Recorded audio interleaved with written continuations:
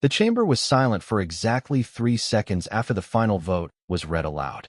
3 seconds. Long enough for the sound to travel across the enormous hall, long enough for every ambassador, every delegate, every floating drone recorder broadcasting across 2,000 star systems to understand what had just happened. The Galactic Council, the oldest governing body in the known universe, had voted to remove humanity from the stars. The vote was not even close. 47 member civilizations raised their signal lights in favor of the resolution. 2 abstained. 1 voted against, a small, amphibious species called the Vethri, who had always been strange and unpredictable, and who nobody took seriously anyway. The resolution passed with a margin that would have been embarrassing if embarrassment were something the Council cared about. Ambassador Elena Vasquez sat at the human delegation table and did not move. Around her, her staff shifted uncomfortably. One young aide, barely 25, fresh out of the Interstellar Diplomatic Academy on Mars, looked like he was going to be sick. Elena placed her hand flat on the table, a small gesture, a signal she had used 100 times before. It meant, be still. It meant, they are watching us. It meant, do not give them the satisfaction. The resolution was called the Containment Directive. The official language was careful and diplomatic, full of phrases like, in the interest of galactic stability and pending further evaluation of the species in question. But the meaning was plain enough. Humanity was to be restricted to its home system, Sol, and its immediate planets. All human vessels found beyond a boundary set at the edge of the Oort cloud would be considered in violation of Council law. Trade agreements were suspended. Communication relays would be monitored. Any civilization found offering material support to humanity would face sanctions. It was, in every sense that mattered, a blockade. The Council's reasoning had been building for decades. Humanity had been a member of the Galactic Council for just under 60 years, which, by galactic standards, made them practically newborns. But in those 60 years, humans had expanded with a speed that made older civilizations deeply uncomfortable. They had established colonies on 11 worlds. They had built trade relationships with 43 species. They had developed a military force, the United Earth Defense Fleet, that was not the largest in the galaxy, but was widely considered the most aggressive and the most innovative. The Council's Security Committee had published 3 separate reports warning about human expansion rates. Each report had been ignored by Earth's government, who argued, not incorrectly, that humans were simply doing what any growing civilization did. The final trigger had been a small incident near a system called Dravith 6. A human survey vessel had entered a region the Council had designated as protected space, home to a pre-contact species still in its early industrial age. The survey crew had not made contact. They had not interfered. They had collected data and left within 48 hours. But it was enough. The Council convened an emergency session. The curated Empire, which had long viewed humanity as a strategic threat, had pushed hard for the Containment Directive. The Solin Collective agreed. The Breathvi Commonwealth, who had their own expansion ambitions and saw humans as competition, voted in favor as well. And like dominoes, the rest followed. Elena had known it was coming. She had sent 7 separate communications to the Council Secretary-General requesting a hearing, a delay, a chance to present evidence that the Dravith 6 incident had been a navigational error and not an act of deliberate provocation. All 7 were returned with form responses. She had tried to speak directly to the curated ambassador, a tall, silver-plated creature named Voshathari, who had made no secret of his feelings about humanity. He had not returned her calls. So she sat now in the chamber and listened to the resolution being read in full, all 42 articles of it, while her aide looked like he was going to cry and the rest of the galaxy watched to see what the humans would do. What Elena did was stand up. She did not ask for permission to speak. Under Council rules, a condemned party had the right to address the chamber before a resolution was finalized. It was an old rule, one that hadn't been invoked in over 2 centuries, which meant most of the delegates didn't see it coming. By the time the Council President, a massive, 6-limbed creature from the Thule Ascendancy, realized what she was doing, Elena was already at the speaking platform. She was a small woman. Humans often looked small next to galactic species that stood 3 meters tall or came in groups of linked bodies or floated in pressurized suits because their native atmosphere was ammonia. But she stood at the platform with the kind of stillness that didn't need sighs to be felt. "I won't argue the vote," she said. Her voice carried easily through the translation systems wired into every seat. "You've made your decision. What I want to say is simple, and I want every civilization watching this broadcast to hear it clearly." The chamber was very quiet. "You are making a mistake," she said. "Not because humanity is perfect. We are not. Not because we haven't made errors. We have. But because the thing you are afraid of is the thing that will save you. And you are too old and too comfortable to see it." A ripple moved through the delegates. Several turned to their communication devices. The curated ambassador straightened in his seat. "You've been out here for thousands of years," Elena continued. "You built this council. You made the rules. You drew the maps. And in all that time, with all that history, you haven't found a solution to the Devourers." The word landed like a stone in still water. The Devourers were not a topic the council discussed in open session. They were the reason the council had originally formed many thousands of years ago, a category of deep space entity, not quite alive in any biological sense, that moved through the outer edges of the galaxy, consuming everything it encountered. Stars, planets, ships, civilizations.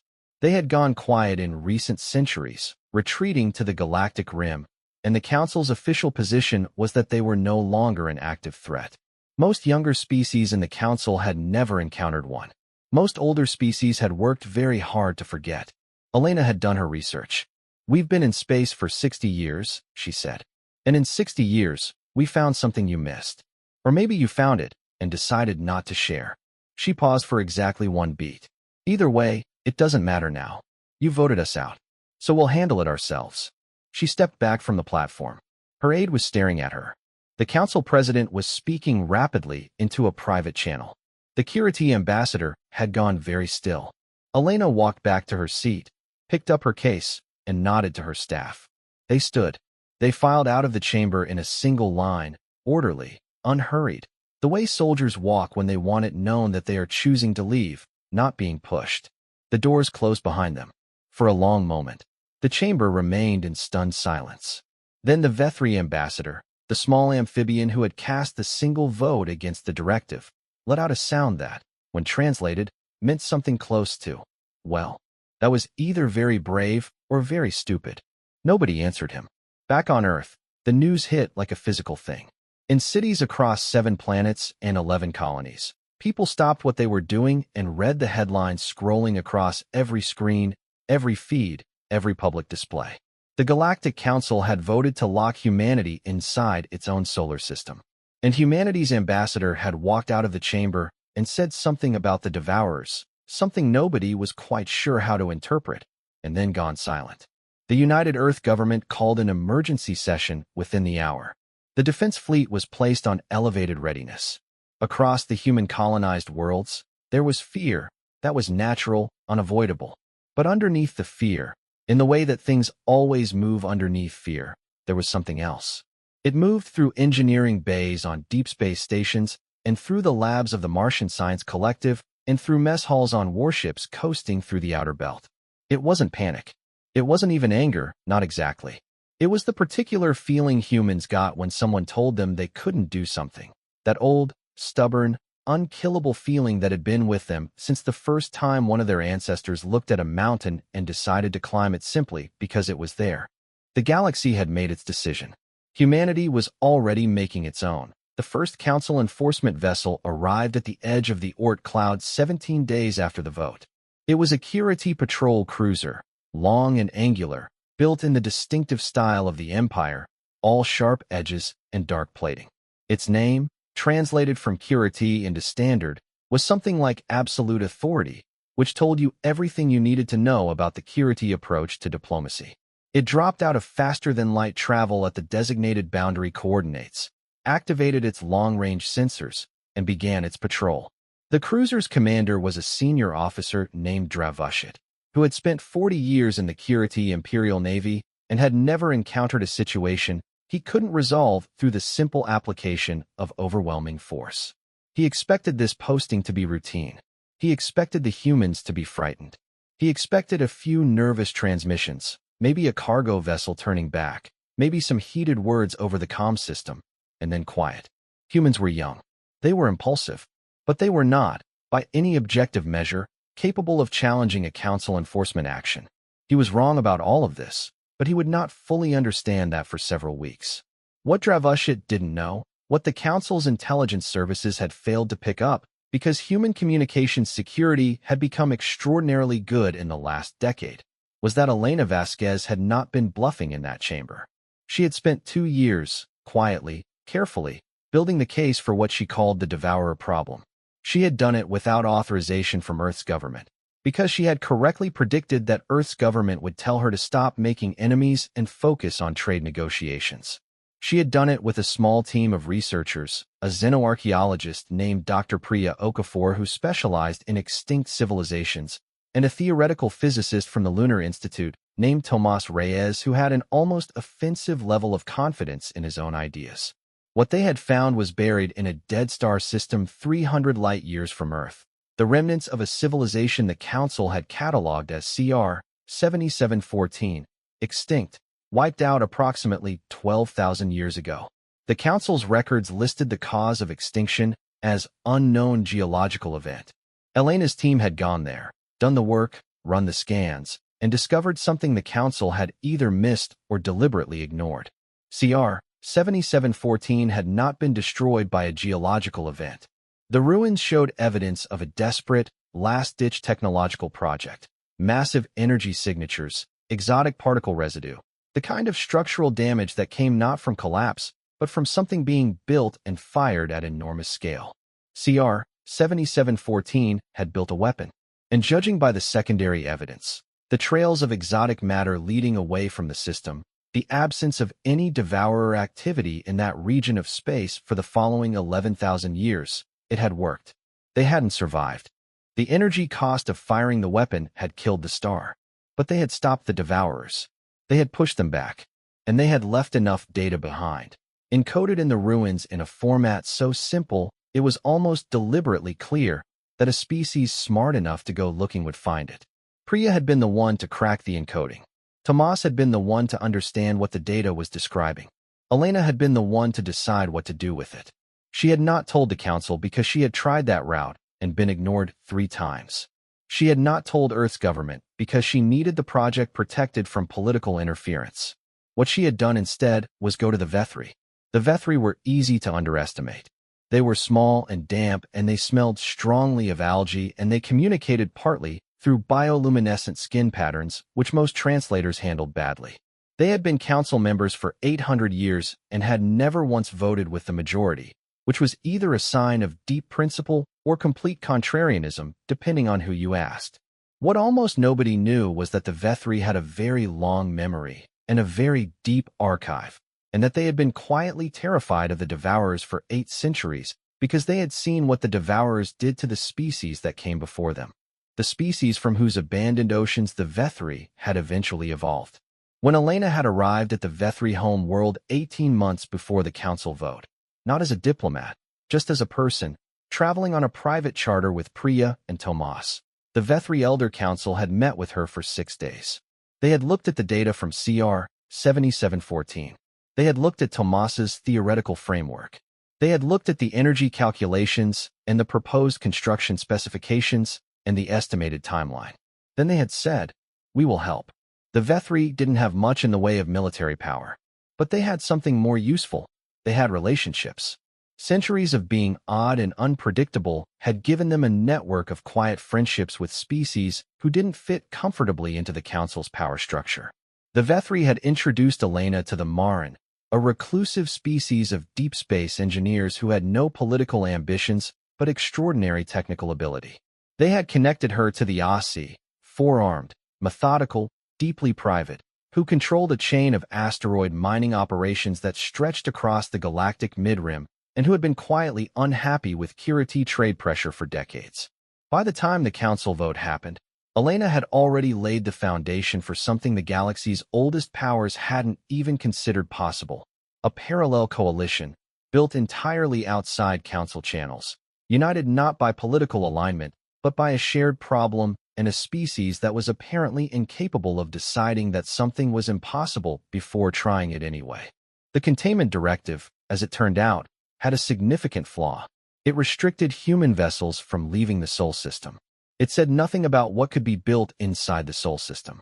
And it said nothing, because nobody on the council had thought to address it, about communications, data transfers, or technical collaboration conducted through relay systems already in place. Tomas had laughed when he read the directive. He had actually laughed. Elena had told him to stop before someone recorded it and sent it to the council, but privately, she had felt something similar. The project had a name by then. The humans called it the threshold. The Vethri called it something that translated roughly as the last door. The Maran engineers, who were not a species given to poetry, called it Structure 7, because it was the 7th major construction project they had undertaken and they saw no reason to be dramatic about it. It was being built in the outer asteroid belt, in a region of space that was technically well within the Sol boundary and therefore completely legal under the directive. The components were assembled by Maran engineers working from human-designed specifications, using materials mined by Aussie operations that were nowhere near Earth's solar system, but were being transferred through Vethri relay points that the Council's monitoring systems didn't cover because nobody had ever bothered to map the Vethri relay network. It was, from a certain angle, a masterpiece of logistical creativity. Commander Dravushit, running his patrols along the Oort cloud boundary, detected nothing unusual. He sent a report to the curated Imperial Command stating that the humans appeared to be complying with the directive, that there was some increased activity in the inner system that might warrant attention, but that overall the situation was stable. Command responded that this was satisfactory. He continued his patrols. On Earth, the public mood was complicated.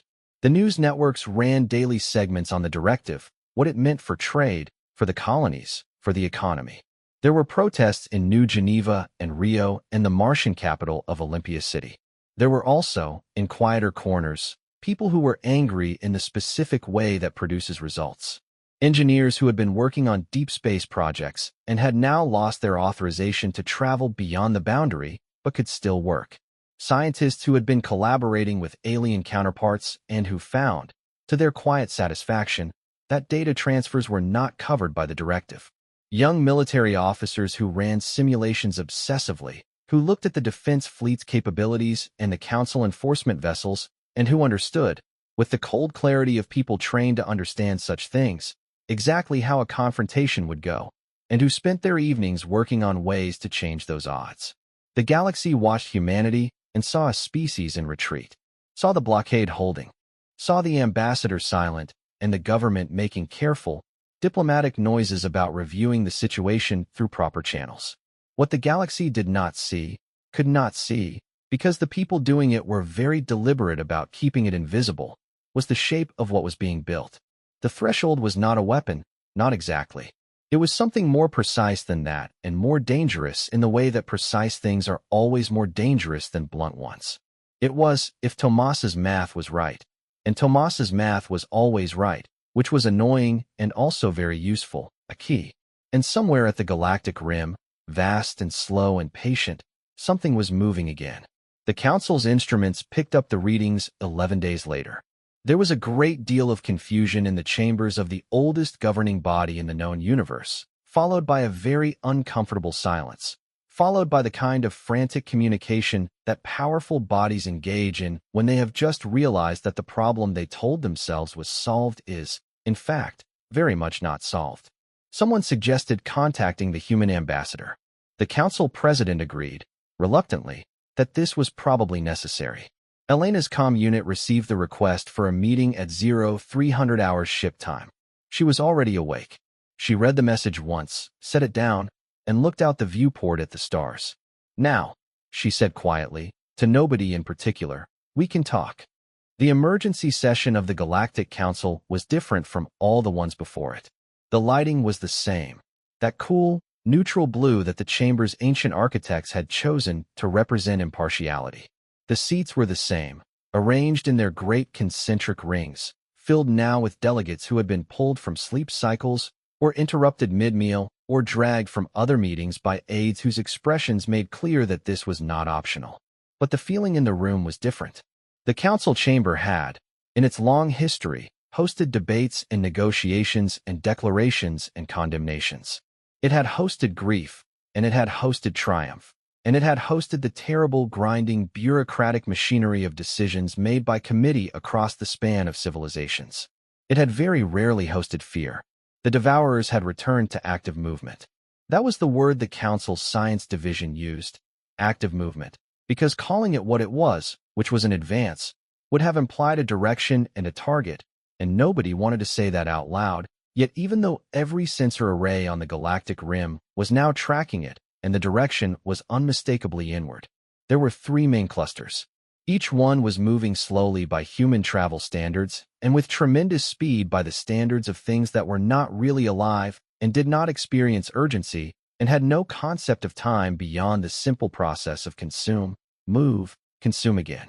The largest cluster was heading toward the Curated Empire's outer territories. The second was on a trajectory that would, within 40 years at its current speed, reach the dense star-forming region where the Solen Collective had built most of their major colony infrastructure. The third was moving through a region the Council maps marked as relatively empty, but which the Vethri knew, because the Vethri knew things like this, contained 3 pre-contact species at early developmental stages, species that would be gone without ever knowing what had killed them. Elena arrived at the emergency session with her full delegation, which had grown. There were now 6 people at the human table where there had been 3 before, and 2 of them were in military uniform, and they sat with the particular quality of stillness that comes not from passivity, but from very precise control of energy. The council president, the 6-limbed Thul, opened the session with a formality that felt slightly absurd given the circumstances, and then moved directly to the tactical display dominating the center of the chamber. Voss Hathari, the Curated ambassador, was already looking at the display with an expression that translated across species lines without any difficulty. His outer territories were directly in the path of the largest cluster. The empire he had spent his career serving. The empire he had used every tool of council politics to expand and protect, was staring at a threat that council enforcement vessels were not designed to handle. He knew this. Everyone knew this. What nobody knew was what to do about it. That was, Elena understood, her opening. She did not wait to be recognized. She stood, and the room turned to her, and she said, "The threshold is operational." Silence. 3 days ago, she continued, it passed its final calibration test. If you want to understand what it does, I'll explain it now. If you want to argue about whether we were allowed to build it, you can do that while the Devourers eat your outer colonies.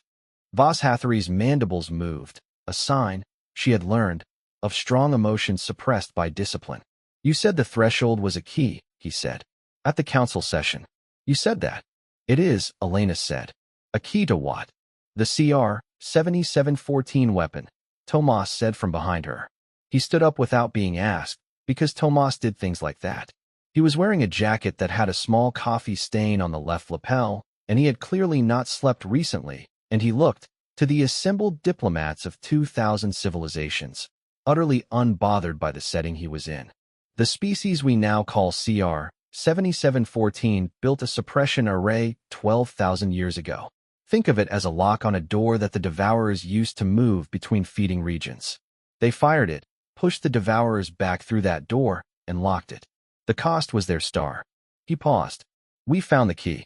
Metaphorically speaking, what we built is a way to reactivate the suppression array. The original structure is still out there, damaged, but mostly intact, without destroying another star.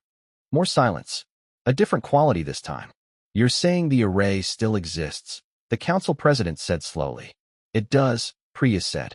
She had a tablet in her hand, and she pulled up the survey data from CR 7714 on the main display without asking permission.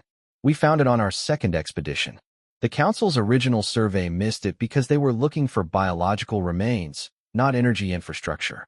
The array is distributed across what used to be CR 7714's outer system. 11 anchor points, still functional, running on residual exotic matter that decays very slowly at those densities. The damage is mostly to the firing mechanism, which was destroyed when the star collapsed. The threshold replaces that mechanism. She moved through the data quickly, efficiently, the manner of someone who had explained this dozens of times to increasingly skeptical audiences and had run out of patience for managing those audiences' feelings about it. The display showed the array's structure, the anchor points, the proposed activation pathway, the predicted suppression radius. The predicted suppression radius covered, at full activation, the entire galactic rim where the devourer clusters were currently moving. The chamber was, for the first time in Elena's experience, completely still. Not the stillness of indifference or the stillness of protocol. The stillness of an enormous number of very old civilizations processing something that was changing the shape of what they thought was possible. Voss Hathry spoke first.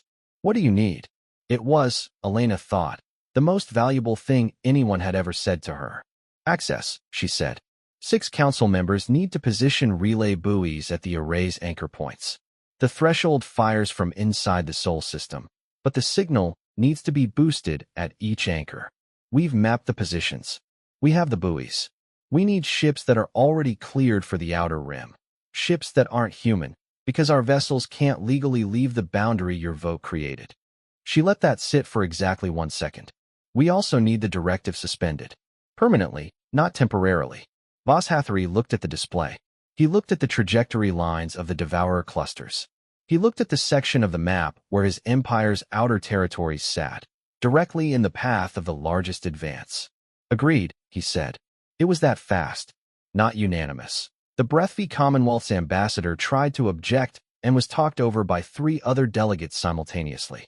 2 members wanted to form a committee to evaluate the proposal, and they were also talked over. The weight of the situation was doing what weights do, which is fall, and it was falling fast.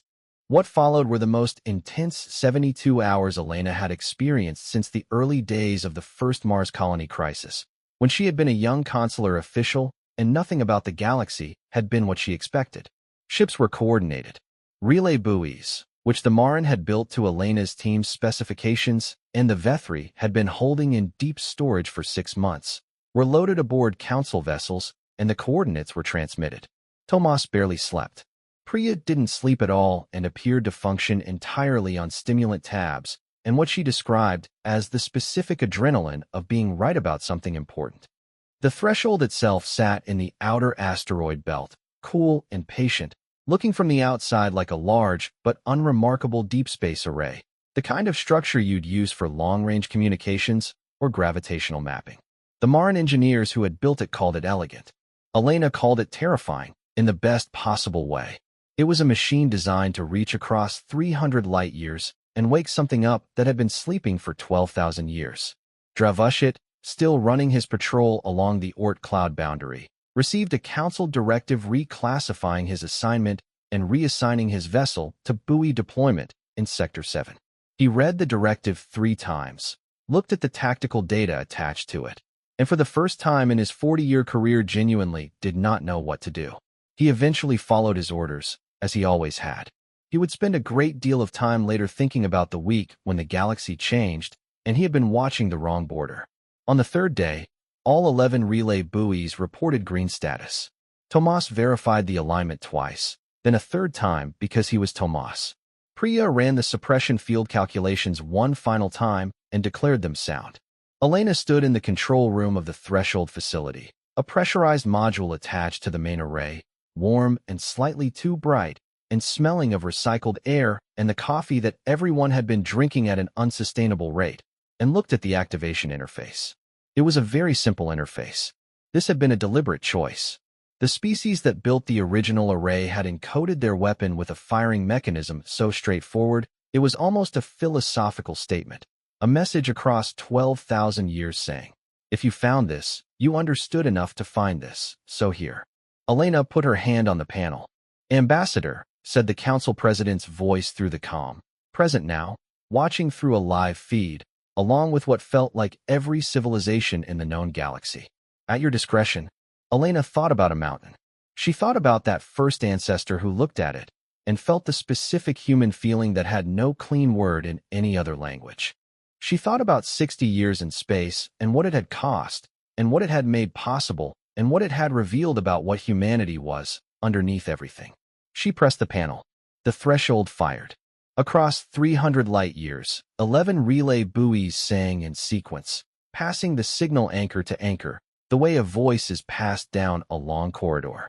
At the dead system of CR 7714, in the ruins of a civilization that had given everything to buy the galaxy 12,000 years, something woke up. The suppression array activated. And at the galactic rim, the three devourer clusters, vast and slow and patient and ancient and hungry, stopped. The devourers did not move for 9 days.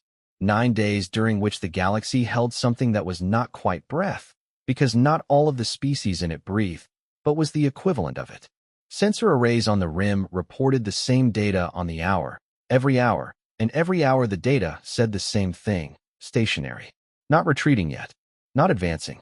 Stationary, as if something enormous and mindless had walked into a wall it couldn't see and was waiting for the wall to go away.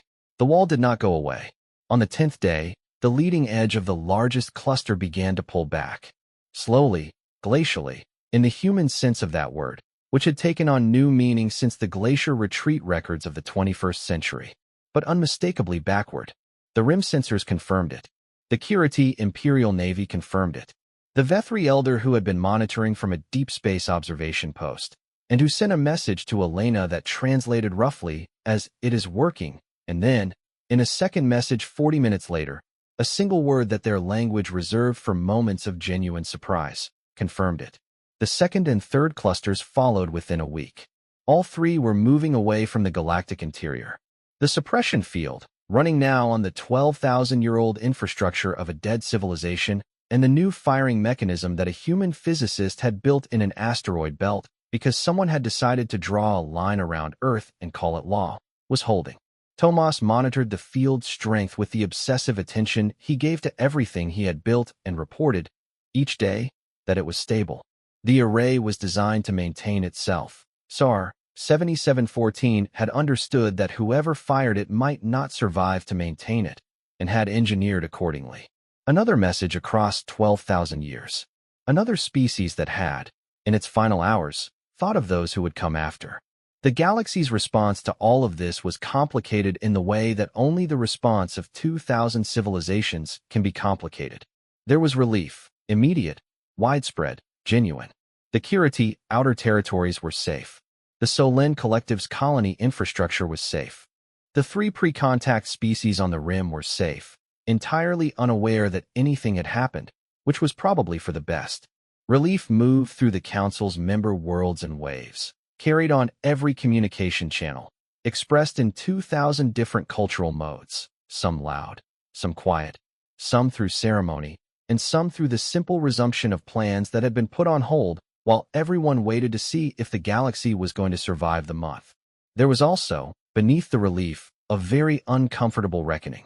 The Council's oldest members, the civilizations that had been part of the governing body for thousands of years, the ones who had built the rules and set the boundaries and decided how the galaxy would organize itself, had known about the devourers. They had known, at some level, that they had carefully managed and interpreted and smoothed over with bureaucratic language, that the threat had not been resolved. The CR 7714 system was in the Council's records. The geological event designation was in the Council's records. Someone, at some point, had looked at that data and decided not to look too closely at it, and then that decision had been buried under centuries of subsequent decisions, each one making the original harder to revisit. It was the Vethri Elder, the same one from the observation post, who said it plainly in an open council session 3 weeks after the threshold fired. He was small and damp and smelled of algae, and he stood at the speaking platform and said, "We knew. Not all of us, and not fully, but we knew enough. We chose comfort instead, and a species that had been in space for 60 years chose to go look." Nobody argued with him. That was, perhaps, the most significant moment in the entire sequence of events. Not the vote, not the firing of the threshold, but that moment of silence in the council chamber when the oldest civilizations in the galaxy did not argue with the small amphibian who had just told them what they were. The containment directive was formally repealed in a session that took 11 minutes, which was the fastest the council had ever moved on anything. The vote was unanimous this time. Even the Breathfee Commonwealth voted in favor, which required their ambassador to sit with a particular quality of studied neutrality that Elena privately found very satisfying. The human delegation returned to their full seats at the council table. All suspended trade agreements were reinstated. The communication monitoring was ended. Commander Dravushit's patrol vessel was recalled from the Oort cloud boundary, and Dravushit himself sent a formal message to the human delegation that was, by curated standards, as close to an apology as the culture produced, which was not very close by human standards, but Elena accepted it in the spirit it was offered. What happened to the structure of the council after all of this was more gradual but more significant. The immediate crisis created the conditions for conversations that would have been impossible before it. The Marin, who had built the threshold components and who had no interest in political structures, but had now demonstrated that they were extraordinarily useful to have as partners, were formally invited to apply for council membership. They declined, but agreed to a technical partnership agreement that gave them a formal relationship with the governing body for the first time in their history. The Aussie mining operations, which had quietly made the entire project logistically possible, received revised trade agreements that the curated had been blocking for decades. The Vethri, who had spent 8 centuries being ignored as strange and unreliable, found themselves suddenly and slightly bewilderingly popular. And humanity, 60 years in space, younger than the oldest council members by thousands of years, the species that had been told to go home and stay there, found its position in the galaxy irrevocably changed. Not because of the threshold alone, not because they had saved the curated outer territories or the Solen colonies or the unnamed pre-contact species on the rim. Those things mattered, but they were events. What changed the position was something harder to point to and easier to feel, a quality that the galaxy's older civilizations, reviewing the sequence of events, found themselves circling back to again and again. Voss Hathori, in a private communication to the curated imperial court that was later, through channels nobody could definitively trace, leaked to several major interstellar news services, described it this way. The humans did not do what we expected when we hurt them. They did not retreat, and they did not attack. They went and found the thing we had all agreed did not need to be found, and they built the thing we had all agreed did not need to be built, and they used it to solve the problem we had all agreed was not a problem. I do not fully understand this species. I am not certain I want to. But I am, for the first time in my career, genuinely glad they are here. Elena read that communication when it was published. She read it once, put it down, and went back to the 17 other things she was working on. There was still a great deal to do. The threshold's long-term maintenance required coordination across multiple systems. The CR 7714 array was 12,000 years old and had been running on residual energy for most of that time and needed a team of engineers, human and Marin and probably Vethri, given their archive of relevant historical data, to assess and address its degradation. There were 3 new species the galactic community had now officially acknowledged existed, thanks to Vethri records and the updated RIM surveys, who would need careful monitoring and eventually first contact protocols that were significantly better than the ones that had gotten humanity into trouble near Dravith 6. There were diplomatic relationships to build, trade agreements to negotiate, the long and unglamorous work of being a civilization that the rest of the galaxy took seriously. Priya went back to her research. She had a list of 17 other Dead Star systems she wanted to survey, and the Threshold project had generated enough exotic matter data to keep a team of xenoarchaeologists busy for a generation. She was already writing the grant proposal. Tomas was approached by 6 different council member civilizations about consulting on their deep space engineering projects. He accepted 2 of them, declined 3, and told the 6th, the Breathvi Commonwealth, that he would think about it, which everyone who knew him understood meant no, but he was going to make them wait. The Vethri elder sent Elena one final message, weeks after everything had settled. It was brief. It said, in the translation she received, "We have a saying. The youngest child in the family always knows where the parents hid the thing they were afraid to look at. You are very young. I hope you keep looking." Elena thought about that for a long time. The galaxy was old, unimaginably old, full of dead stars and ruined civilizations and things that had been known and forgotten and rediscovered and forgotten again. The endless cycle of what happened when knowledge was treated as something to be managed rather than pursued. The council was not evil. It was something more mundane and in some ways more dangerous than evil. It was comfortable and old enough to have confused comfort with wisdom. Humanity was neither comfortable nor old. Humanity was impulsive and stubborn and occasionally reckless and deeply, constitutionally incapable of seeing a door without wanting to know what was on the other side of it. These were qualities that had cost them, across their history, in ways both large and small. They were also, as it turned out, exactly the qualities the galaxy had needed and had not known it was missing. The Galactic Council had voted against Earth. What happened next shocked the galaxy. But if you asked Elena Vasquez what had actually happened, not the events, not the technical achievement, not the political aftermath, but the thing underneath all of it, she would have said something simple. She would have said, "They told us we couldn't go any further, and so we found something further that nobody else had been willing to go and find, and we brought it back." That was all. That had always been all. The galaxy was still out there, vast and dark and full of things that hadn't been found yet, problems that hadn't been solved, questions that nobody had thought to ask. The Devourers were quiet now, pushed back behind their locked door, but the galaxy was old, and old things moved slowly, and there would come a time, measured in thousands of years, when the suppression field needed to be renewed or reinforced or replaced with something better. Humanity would be there for that. Elena was certain of it with the specific certainty that didn't come from data or modeling, but from knowing her own species, their stubbornness, their strange persistent hope, their inability to look at a mountain and decide it was too big. She turned back to her desk. There were 17 things that needed her attention today, and probably 11 more she didn't know about yet. Outside the viewport, the stars were exactly where they had always been, waiting, as they always had, to be reached.